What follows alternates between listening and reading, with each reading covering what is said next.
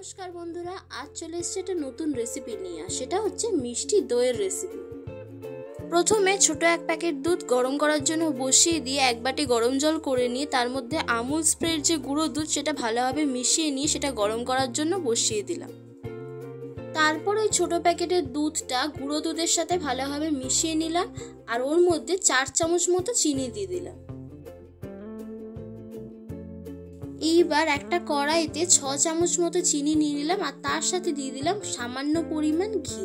তারপর সেটা লো আঁচে নাড়তে থাকলাম যতক্ষণ না সেটা ক্যারামেলাইজড হয়ে যায়। এই সময় একটা কথা খুবই গুরুত্বপূর্ণ, যে গ্যাসের জোর যেন হাইতে না দেওয়া হয়, সবসময় লো আঁচে দিয়ে রাখতে হবে। তারপর সেই ক্যারামেলাইজড করা চিনিটা দুধের সাথে ভালোভাবে মিশিয়ে নিয়ে আবার লো আঁচে সেটাকে নাড়তে থাকতে হবে। এইবার ওর মধ্যে আমি মিশিয়ে নিলাম সামান্য পরিমাণে এলাচ পাউডার। তারপর ওই দুধটা নেড়ে চেড়ে ভালোভাবে ঠান্ডা করে নিতে হবে আর তারপর ওর মধ্যে মিশিয়ে নিতে হবে 4 থেকে 6 চামচ টক দই। সেটাকে তারপর ভালোভাবে মিশিয়ে নিতে হবে।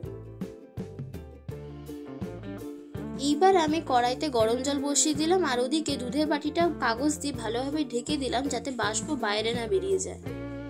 তারপর ওই জল ভর্তি কড়াইয়ের মধ্যে একটা ছোট বাটি রেখে আমি দুধের বাটিটা রেখে দিলাম আর সেটা একটা বড় বাটি দিয়ে ঢাকা দিয়ে দিলাম।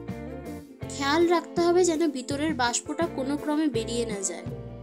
তারপর 20 থেকে 30 মিনিট পর আমি কড়াই থেকে ওই দুধের বাটিটা নামিয়ে নিলাম আর সেটাকে ফ্রিজে রেখে দিলাম। অ্যান্ড দ্যাটস ইট, আমাদের মিষ্টি দই রেডি। কেমন লাগলো কমেন্ট করে জানাতে ভুলো না। টাটা।